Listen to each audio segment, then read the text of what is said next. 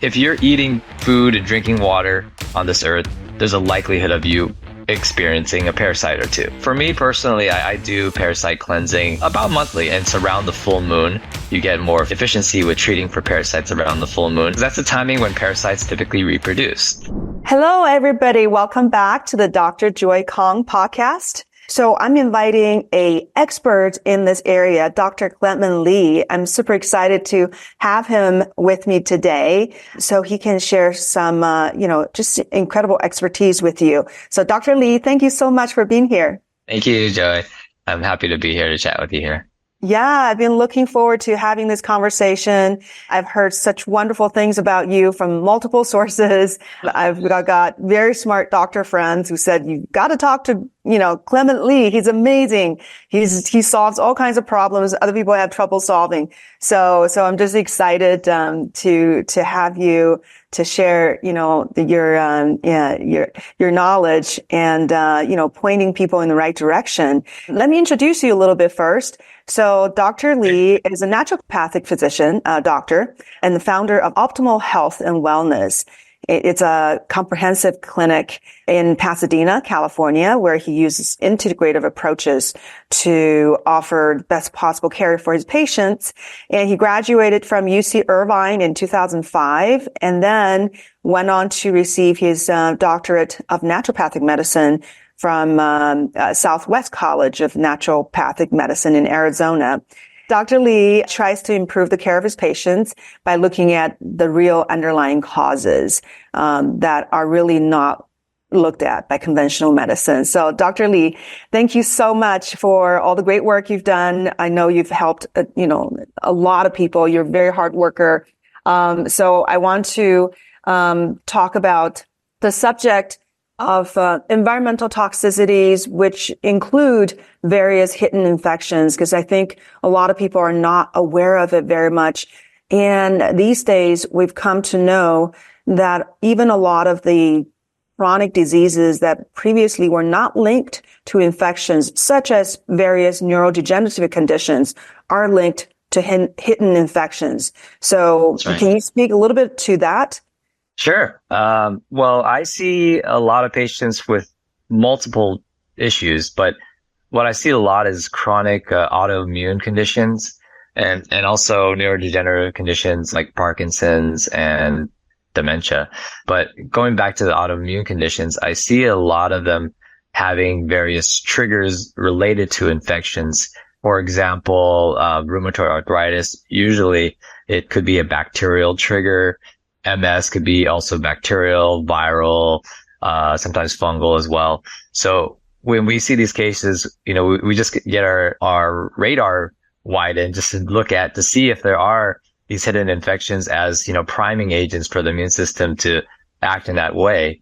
And so that's kind of, what we try to do when we first meet with patients is if they haven't had a appropriate diagnosis of their underlying issues, we help them to figure that out, because they may have their conventional diagnosis was just more of a description of their symptoms, but we got to figure out why, because you can know what you got, but if you don't know why you got it, you can't really undo it that easily. So for us, we have to look back and see if there are various infection drivers and or their internal ecosystem, their environment, if that's also playing a role in immune suppression or immune dysregulation.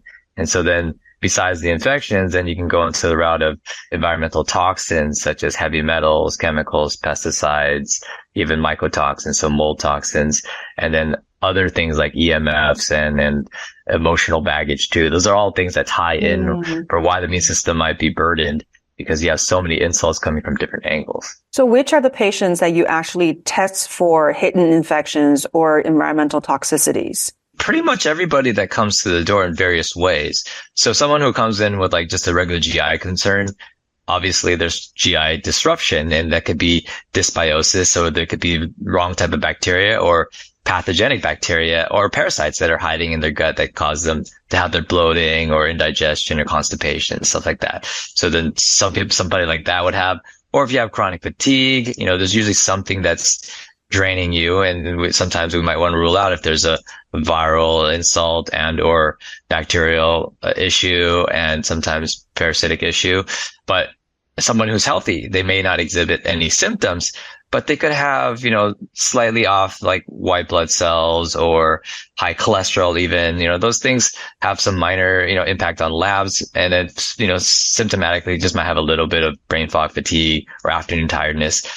Sometimes they might have some low grade infections too. I mean, it's hard to gauge from seeing somebody, but with our questionnaire that we ask patients, it usually gives us an idea that there's something to look for, because we're living organisms, and we're hosts to many, many different things. Some are synergistic, some are not. And if our immune system's working at the highest level, it should be able to defend us on a regular basis. But sometimes you can't avoid eating out or eating sushi, drinking water from nature. You get unwanted things coming in. So that they're there, and you're not actively trying to evict them, or your immune system hasn't evicted them, then they're gonna just hang out with you for a long period of time. Yeah. And so it starts manifesting itself, maybe not now, but maybe 5-10 years later down the road, because the inflammation just starts ramping up and building up. I see. So how many people do you think actually have problematic infestation of different bacteria, viruses, fungus? Is there an idea of how many people are adversely affected? Well, adversely affected, I mean, anybody who probably exhibits with symptoms beyond feeling optimal, there's some level of, I would say an infection of some sort. I mean, we all have a burden of viruses. So from day one, when we're birthed, there's accumulation of viral, particles that hang out in us. And, like, for example, chickenpox and shingles and the common cold, they're going to be in our systems. And if our immune system is doing its job, like, you never have any symptoms. Maybe you have a cold once in a while. So those are like minor things in terms of viral things. So they're not going to leave us. But if your immune system is doing the job, then that covers everything. Bacterial stuff, sometimes you might get a cough or, congestion or mucus and stuff like that. So it's there. But again, the immune system should take over and cover that. And then, candida is also a very common issue that people deal with. Some people never have any symptoms. Some people get a yeast infection here and there, or UTI here and there. But those are signs of, a little bit of bacterial or fungal overgrowth. So we're not immune to these things. I mean, it's not going to ever not have these things. The constant tug of war. They're there. This constant tug of war. Yeah. And the other thing that we don't talk too much about in the modern society is parasitic infections. Because if you're eating food and drinking water on this earth, there's a likelihood of you experiencing a parasite or two. It may not manifest into actual symptoms, but you might ingest a parasite or, eggs of parasites, and they can just hang out in your system. And given opportunistic environments, like when you're under stress or you have increased toxicities, they might start becoming more active. And then the symptoms can be a little bit more apparent in terms of GI discomfort, brain fog, fatigue, and then immune regulation or dysregulation at that point. Or some people definitely know, like when they went traveling abroad and they ate something and they came back and never felt the same afterwards, so the poops are never the same afterwards, then those are signs that, parasites are there. But just thinking about that is, you can't avoid the parasites outright from whatever you eat. So in my philosophy of treatment is we can prophylactically treat with, antiparasitic herbs or teas or medications annually or biannually, or just depends on, frequency that you want. But some indigenous cultures practice that as a normal ritual where they spend, certain, time of the year where they purge for parasites, and then they maintain, freedom in their gut. Wow. In some cultures, it's readily available. Like, a lot of the, some of the South American countries, you can buy parasite medications, just off the counter. You don't have to see a doctor because they just know that it's just, you need it. So it's pretty crazy how in the US, we don't really talk too much about this, and it's kind of overlooked. Have you tried those, yourself or on your patients? Yeah. And so people actually, were they able to see the parasites? Some you do, some you don't. I mean, like most of the parasites we think about are like worms and stuff, but majority of the parasites are like amoebas or are the single cell organisms. So they're not going to be visible to the naked eye. So if you poop anything out, you may or may not notice anything. You might see like colonies of them, which are like long stringy mucousy like things. So those are the biofilm and the structures that they've been existing in, but you're not likely to typically see like single cells at a time. And then some rare cases, people do have like actual worms coming out, if they have like the helminth types of parasites, but those are a little less common. But most people may have like these single cell type of organisms just floating around. You can't avoid them, but the problem is modern testing also sucks for this too. So if you go to your regular GI, 9 times out of 10, you're not going to find anything. If you're really lucky, you might show up with something here and there, but it's hit or miss. And then, sometimes the treatments may not be long enough to actually get through the whole life cycle of the parasite. So it's interesting, for me personally, I do parasite cleansing about monthly. I mean, just there's a timing to do it, and it's around the full moon. You get more efficiency with treating for parasites around the full moon. Oh, really? Why is that? Yeah, because that's the timing when parasites typically reproduce. So they actually go through life cycles, and with the influence of the moon on our bodies also create a little bit more endorphins around that time. Then it's a signal for the parasites to start, reproducing at that period of time. Interesting. And that's where they're more vulnerable too. So you can also knock a little more out.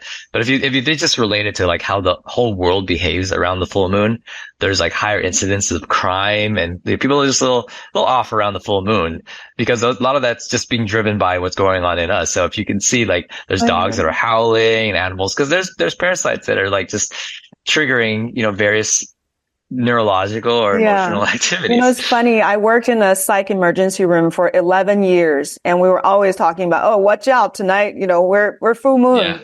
And it seems like, we're joking around that was, a myth. But, but it's interesting that you are saying that there's definitely truth to it. It makes sense. I mean, if you ever try like treating for it, some people, they feel after they cleared it out, the full moons that come around, they just feel normal. They're not angry at the partner anymore. They're not blowing up for no apparent reason. It's changed. So is there any parasite cleanse that you can recommend to listeners?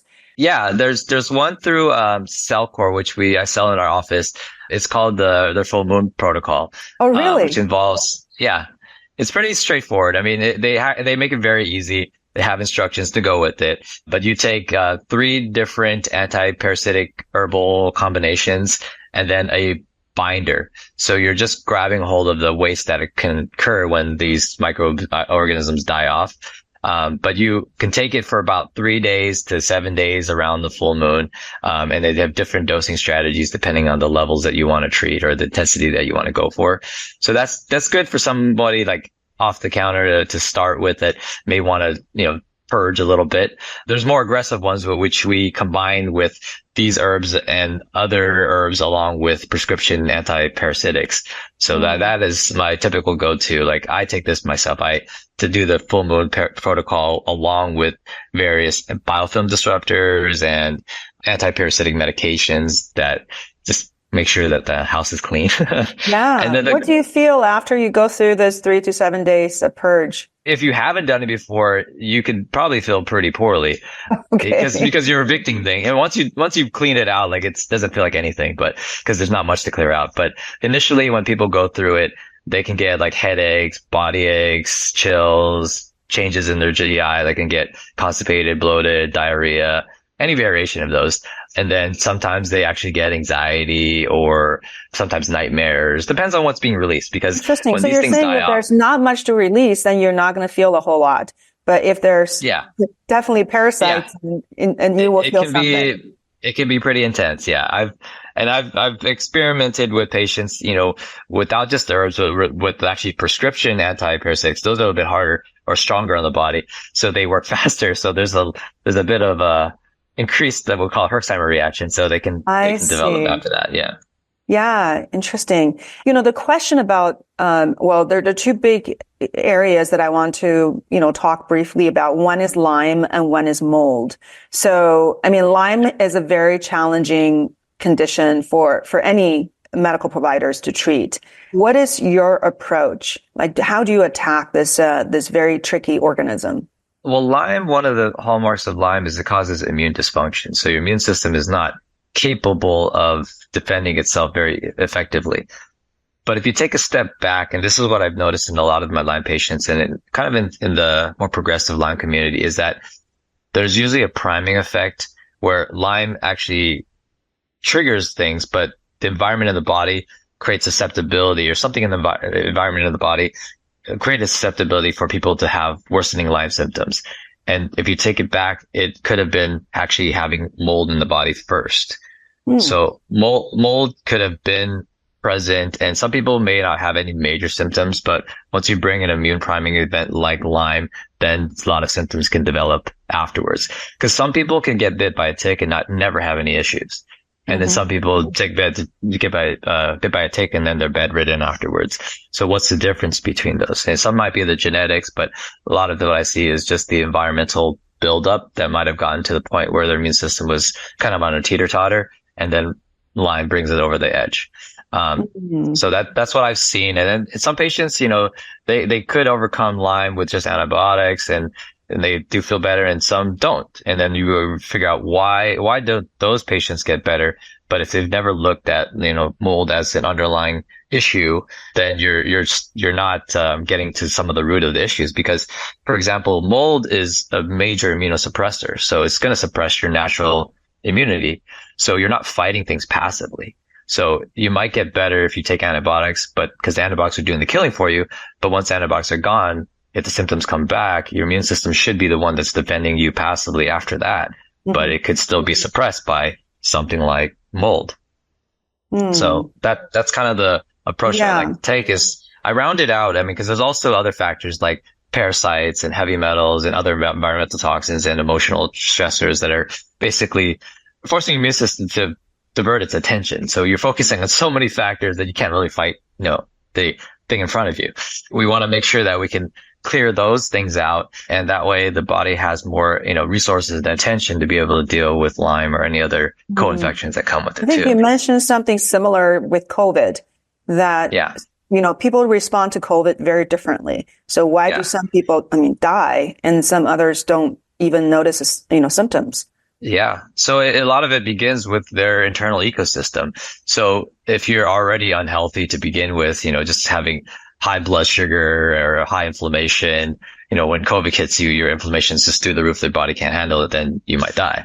But those who may not have high inflammation, but might have a suppression of their immune response, for example, people that have like long COVID afterwards, there's a correlation that they might have something like mold present that's kind of get their immune system on the edge, where they may not have any symptoms yet, but once a priming event again like COVID hits, then their body can't recover afterwards.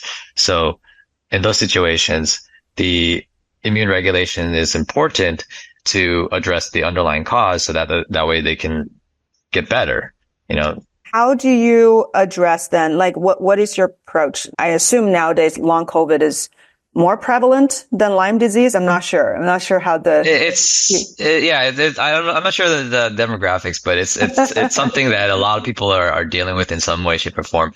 So, I mean, from a infection standpoint, we try to address to see if there's any residual infections of the virus still persisting, or inflammation created from the virus that's still persisting. So a couple of approaches that we've taken that actually have cured patients with long COVID is antiviral approaches using some of our IV therapies. So like we do like a laser IV that enhances the antiviral effects with the medications that we use, or the supplements that we use. The technique is called photodynamic therapy. We do an IV that contains methylene blue, riboflavin, silver, and ozone, and then we chase it with laser afterwards. So the effect of what that does is the riboflavin and the methylene blue, they're uptaken by the viruses or other pathogens that are hanging on the system. So does silver and ozone as well too. But the riboflavin has a unique effect where it's actually going into the DNA of the virus and bacteria as well too. So it's contained there. The thing with riboflavin is very light sensitive. So when you shine light to that organism afterwards, it's forced to take in more light they can tolerate and cause oxidative stress in the presence of oxygen in the tissues. So it's basically oxidizing the DNA structure that's in that virus with the light. Wow. So you can selectively destroy viruses, parasites, bacteria in the bloodstream by doing this laser IV treatment. So your own cells do not uptake them? The own cells do, but they have antioxidant mechanisms to defend against that, oxidative stress. So there's really not much damage that occurs to our cells, but bacterial cells and viral cells just can't handle that much energy that goes in. The other benefit is our cells are receptive of light. So the different frequencies of light actually turn on various mitochondrial functions. So we have photoreceptors for the light too. So that's why we can actually use this light to our advantage. Yeah, that's beautiful. I've come to really respect and love energy medicine. And then you're using it beautifully. You're using some, combine light with different molecules, and you can really tailor the treatment. It's really awesome. So the methylene blue do the same things that they. Yes. So similarly, so methylene blue, it's uptaken and it's also receptive to red light. So methylene blue enhances the absorption of red light. And so bacterial cell walls, they absorb the methylene blue. And then when you shine it in, then they're forced to absorb more light and oxidative triggers. And then they start to, degrade as a result. So you're really selectively killing off these unwanted organisms very quickly in the presence of light. So going back to like the long COVID, in some of the cases that we've had with the patients, that was the way that they got better, is that we basically cleared out any residual, potentially viral and or other hidden infections from that, just the IV treatments. Okay. And I know, of course, both silver and ozone are incredibly powerful. I've done podcasts just talking about silver and two podcasts just about ozone therapy. So both are really powerful antimicrobial therapies. And they're all synergistic. So if you combine them together, you get multiple benefits on, regulating the immune system and the anti-infective approaches as well, too. Yeah, that's really awesome. So how long is one session, this IV infusion? This combination probably like 2 to 3 hours, because there's, the IV laser part is about an hour because we go through different frequencies of color. And then the other nutrients IVs, depending on it, what we do. If it's without ozone, it's usually an hour shorter. But if we do the other things, it stacks up to about 3 hours or so. I see. How are you doing the ozone? We do the major autohemotherapy. Right now we're doing single pass, which I find, it's all we need in the presence of this light.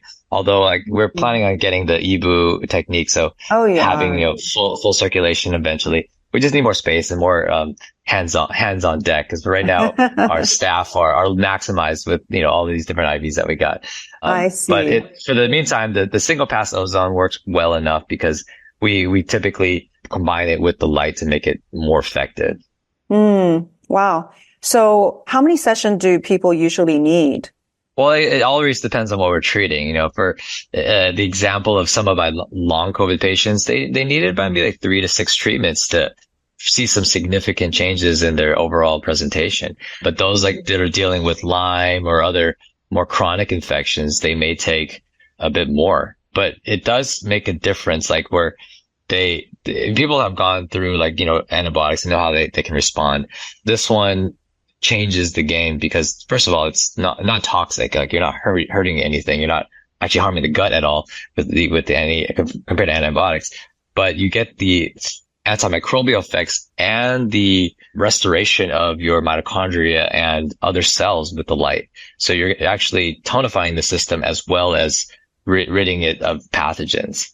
And you use the same regimen for Lyme as well? Similar, yeah. You can use the same one works across the board for a lot of different infections. And then we're trying a couple other ones that also enhance. So you can also add like high-dose vitamin C, or now there's a new one, which is CBD. It's really neat that all these things have different antimicrobial effects and also immune regulating effects too. And artemisinin is another one too. Like artemisinin is anti-parasitic and immune regulating too. So there's some interesting things, but yeah, it's a variation of these. So I usually customize it depending on the patient. There's not like one size fits all for everybody. Yeah. So now we come to the issue of mold, which is highly prevalent. How many homes do you think are affected by mold? I would have to say, I mean, this is just my guess, but probably from some of the ways that our houses are built, like 80% of the houses or more might have some issue with mold. It could be minor, like in your bathroom, you can see a little bit, or it could be more major that you actually see visible mold like growing. But the problem is like the building materials are cardboard and wood, which are susceptible to mold growth. If it gets wet, then you have a chance of mold growing really, really quickly because of the type of, organic material that our houses are made of. And then also like the way our houses are built with air tightness. So it can trap moisture in various parts of the house that if the airflow is not, working properly, then you end up getting condensation in various places, which then facilitate the growth of mold eventually. So it's tricky. And I'm not a building scientist, but I've studied a little bit of this just from, unfortunately, having my patients have to go through this. It's tricky because, not all mold inspectors are good at looking at these things, and all the testing techniques for mold are not the best either. I mean, there's not one size fits all for the best testing for the house, which then can lead to patients, not knowing that they have mold. And so that can be tricky. What kind of tests do you do in your clinic? Well, we check the patients. So we check patients for the mold. So, for testing the body, we typically start off with either urinary mycotoxins and or antibodies for mycotoxins. So I've found that more recently antibodies and mycotoxins is a little bit more accurate on giving you a better interpretation of your immune system's having to deal with mold or not. Because urinary mycotoxins, people can pee it out, and they may not have an immune response if their body's detoxing well. And some people that are really sick, their detoxification ability is not so good, so they're not excreting it all the way through. So they can have false negatives, on their urinary mycotoxin test. So not everybody's capable of excreting. Those are the ones that are building up of the mycotoxins inside. So then the antibody test typically is a better option, because if you have a reasonably okay immune system, and if you're not complete, like your immune system is not creating any antibodies at all, you'll probably have some type of a response there. So we've seen in people, the same household, same, problems with mold in the building. One member is debilitated. The other one is walking around as if nothing has happened. So, is urinary excretion a large part of how, the difference between these people are? Like what kind of factors affect how we process Well, one is urinary excretion, which is the one that we can actually test for. But the other one is hepatobiliary excretion via your liver, gallbladder, and your stools. So that is a very important part, but it's not really easily testable. You can't really test the mycotoxin in the stool, so you can't really tell if someone's releasing things better or not. And there's also like a genetic component if their immune system is more easily primed in the response to mold as well. So that's why some people are able to walk around and deal with mold, and some people are not. So some people will then have more severe symptoms as a result of mold because their body just may not be clearing the toxins as easily, or their immune system is again primed, and now they're creating an autoimmune or inflammatory condition against themselves. Do you find mold infections very difficult to treat, or do you, when you see them, you're like, oh, I got this, I'll get rid of it for you? How do you... It's a mixed bag, because there's some that are very straightforward, like they respond well to antifungals, they detox well, and it's just easy breezy. And also that they also are able to clear out the mold in their house. They have either good inspection or very simple exposure where they could just change out like a windowsill or clean up the leaves in their yard, that are like blowing dust into their house. So those could be, like the simple cases. But there's very difficult ones, because then like mold can turn into a condition like called chronic inflammatory response syndrome, CIRS, which is a, multi-level inflammatory response syndrome. And their immune system is then primed. So it affects multiple organ systems. And so it's not as simple as just killing the mold and detoxing, because that will get a good chunk of the symptoms cleared out. But sometimes other, processes need to be managed, such as their histamine response, some of the, neurological aspects. And sometimes the limbic system definitely needs to be rebooted too, because the brain will remember like the trauma from mold and that experience, and then gets them stuck into a fight or flight mode all the time. And it's hard to heal when you're in a fight or flight. This is not psychological. This is a physiological fight and flight. Yeah, physiological fight or flight. So then when you're in that, fight or flight state, your parasympathetic nervous system is, suppressed, or it's not functioning as well. So then you're already not detoxing well. You're not eliminating pooping that well. And then your hormones are on high alert, or your cortisol is through the roof. So all these things get thrown off, and that's where it gets tricky, because you have to manage those things. And some of those patients are not likely to be able to tolerate the antifungal medications that are needed to evict the mold too. So you got to kind of work in a balance of doing what you can, and then working on at least the foundation, which is the detoxification pathways. But sometimes the nervous system has to be rebooted, and hormones have to be, managed or set. And then definitely managing the histamine response, because that's the biggest thing that'll drive a lot of symptoms for people. Well, that sounds like a lot. It's a lot, the limbic system, the hormones and histamine. Okay. So you got a lot of work cut out for you. How do you modulate the histamine response? Well, the simple thing is to use antihistamine, supplements or medications. I mean, those are all nice band-aids for symptoms. Peptides I found really effective, like the KPV peptide, you're familiar with. Yes. That one's a really good mast cell, stabilizing. It also helps with the immune system a bit. But the thing is, like, those are all just managing the symptoms, but really treating the root of why the body's creating a lot of histamine is where it gets into more of the, what's called the cell danger response, which is another kind of pathway where the cells start creating a lot of histamine to defend yourself against the mold or other infections or perceived infections too. So a lot of that goes back to like stabilizing the cell membranes. So if you can stabilize and protect the cell membranes, they're not going to have so much of these insults that are triggering then the release of histamine. So that's one of the ways of doing it. The other way is also working on the limbic system, making the body feel safe. If the body feels safer, it doesn't have to then create these defensive mechanisms to defend against targets that are known or unknown. How do you work on the limbic system? I don't personally do any of the work on patients, although I do recommend lots of ways of doing it. But there's quite a few limbic system programs that I recommend, such as DNRS or Gupta or Primal Trust, or like meditation, guided meditation work. And then also sometimes they recommend the use of psychedelics like ketamine or mushrooms, microdosing mushrooms, as a way to facilitate the brain neuroplasticity to take place. And then also the use of their own like conscious or subconscious meditation work to get them, to let the body know that they can repair themselves. Okay. Yeah, that sounds, yeah. fantastic. And sometimes, So, there's hypnotherapy, right. there's other type of techniques like a neuroemotional technique or like emotional release techniques. These are all good ways of kind of letting the body feel safe again. So then that way your immune system is helping you out. Like you're not fight or flight all the time. You have a lot more reserves in tolerating some of the stressors that are coming physiologically. That's so interesting because people don't talk about mold toxicity and resetting the limbic system. So this is, very interesting. So when a patient comes in with all kinds of strange symptoms, you're checking their mycotoxins for fungal infections, and also you're checking all kinds of bacterial and viral infections at the same time. It depends on their budget and also the symptomology. But yeah, I do.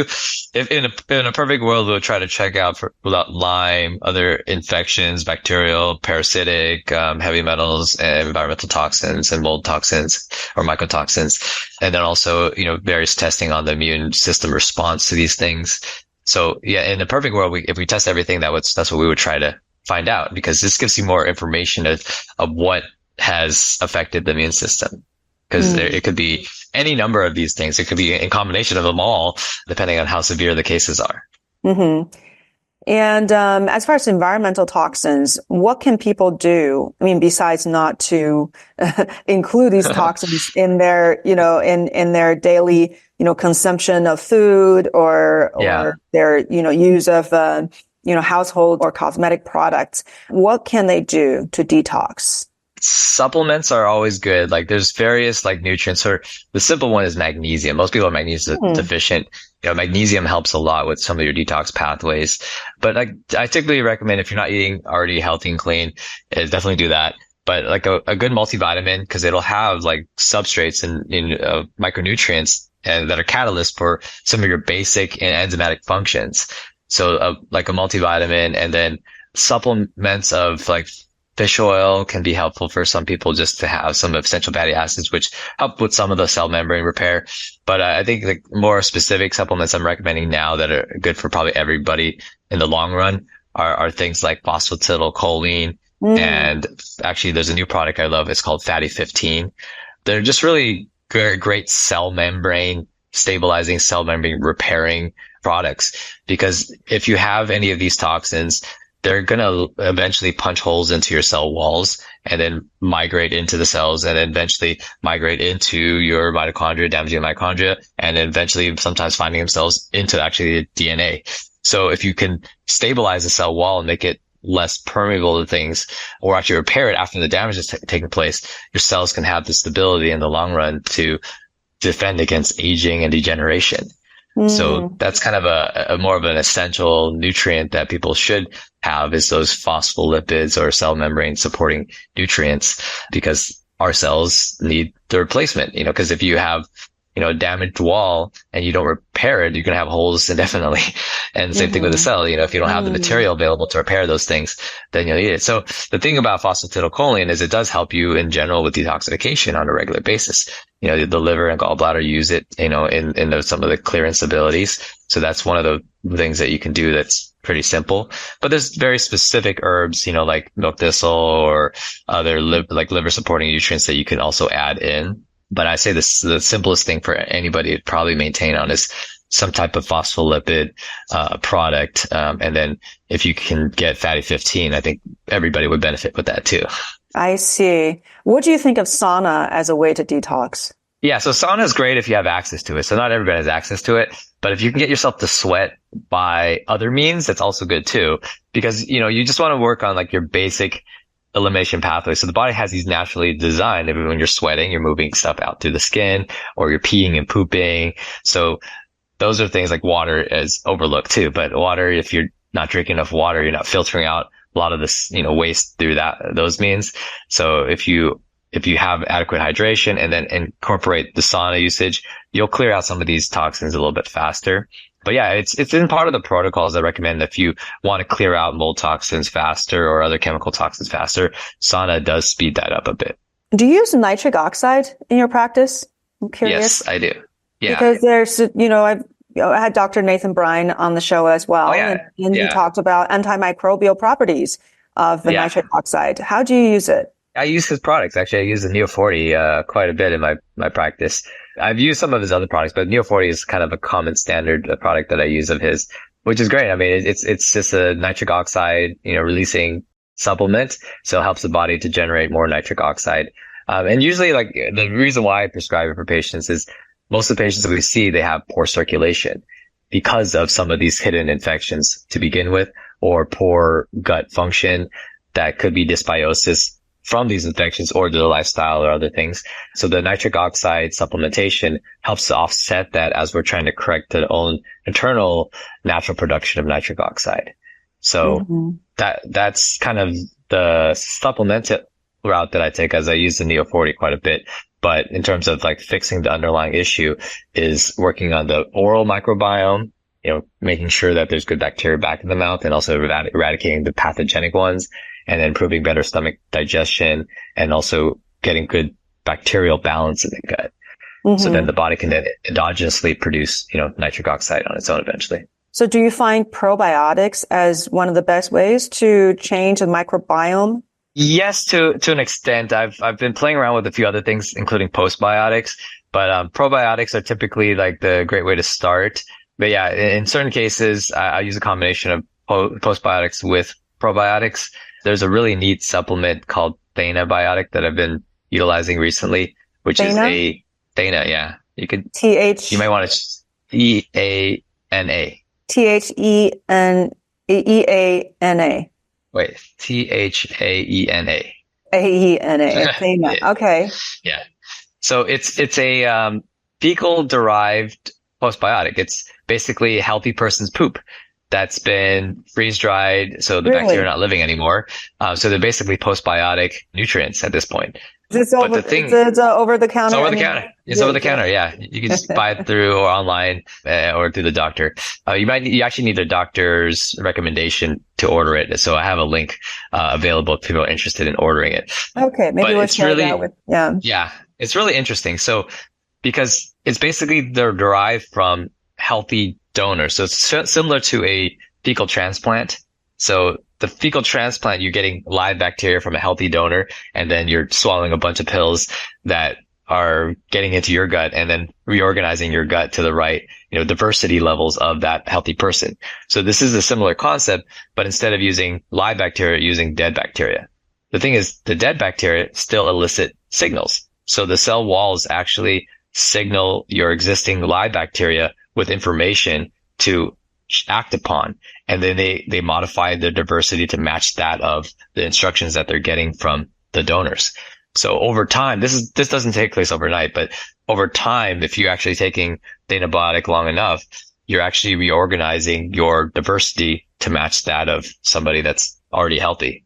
So it's really interesting. Sounds like you're almost like sending in frequencies. So information frequencies. Yeah. It's just information of some sort. Yeah. Cause the cell bacteria is when they have their structures, they have still signaling fragments that are left over. So when they're going in, like your bacteria take that information and do something with it. So these are different bacteria, but then they are receiving information from other strains and somehow that modifies them. That modifies them. It changes a lot.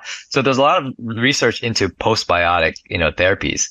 So there's a lot of information on that already. So this just takes it to a whole different level because some of the researchers don't or there's already existing commercial products that are using like 1 to 5 strains of postbiotic, strains that have been studied.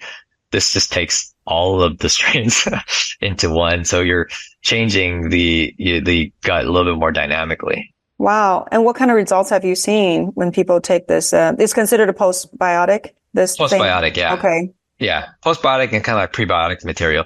It's subtle for some patients, but they can eat foods that they haven't been able to eat before because their gut becomes desensitized to some of those things, or they just have better overall digestion or like lessen immune response because immunity, a lot of it dies within the gut.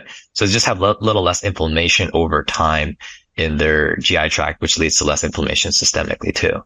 So yeah, I've only been using it for maybe like 6 months on patients. So some of them are pretty still early stages, but yeah, the thing is there's a noticeable change on food tolerances. Interesting.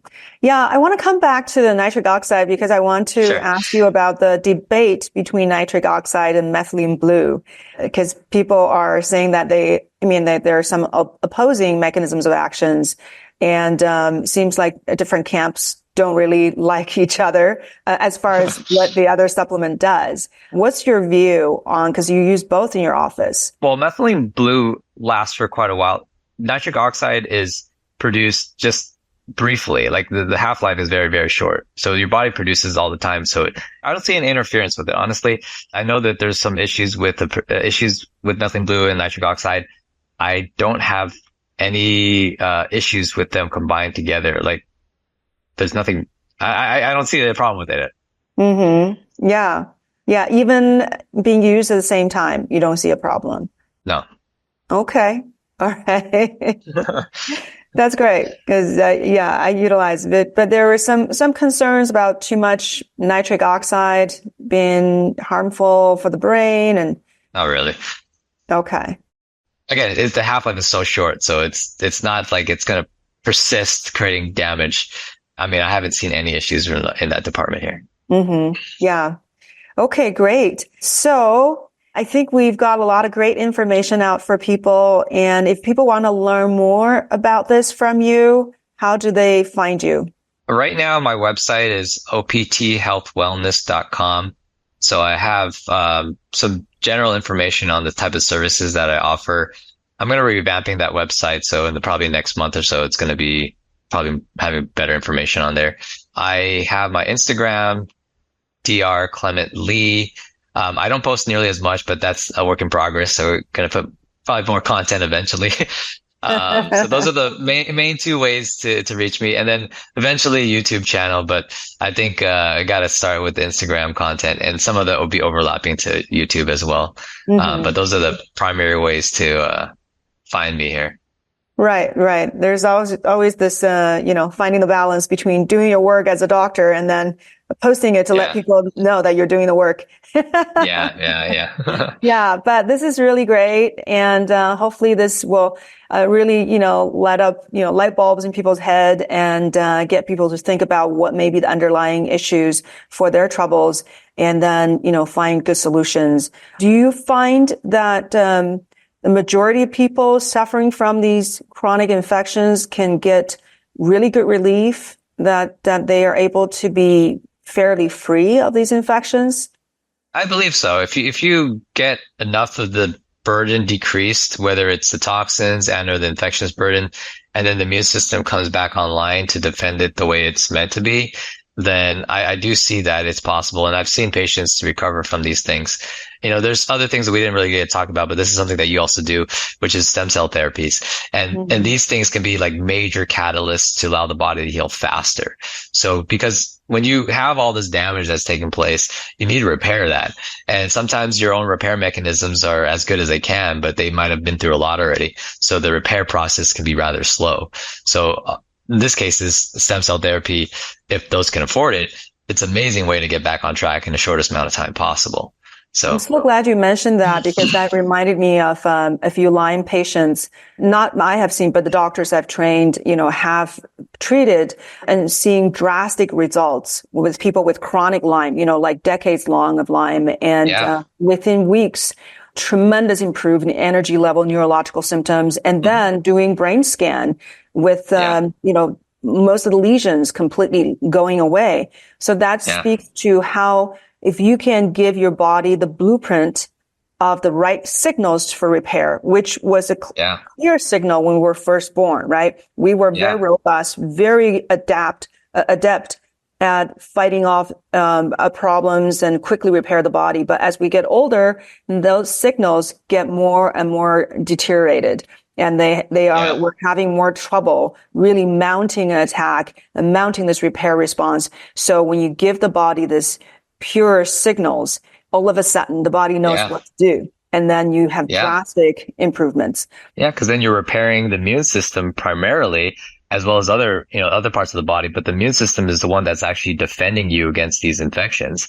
So that way your body can mount up the proper response to put them all to the wayside.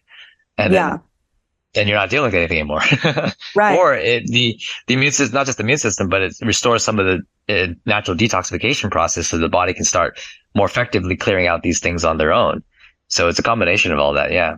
Exactly. I think a combination is really important, which is why I founded an academy, American Academy of Integrative Cell Therapy. I'm not just talking about cell therapy as an end all be all, because the body is so complex. There's so many things at play. If you don't have the right, let's say, the cell membrane, the lipids, right? Then your cell membrane is not going to function no matter how much stem cells I give you. Those, the holes on the membrane are still, right? It's difficult for you if your body doesn't have enough amino acids and, the essential amino acids. How do you make enough of the proteins and the enzymes and the peptides for your body to function? So you've got to address everything. Yeah. And you've got all these parasites floating around, and, you may need extra guns, to fight them off instead of just relying on stem cells boosting your immune system. Yeah.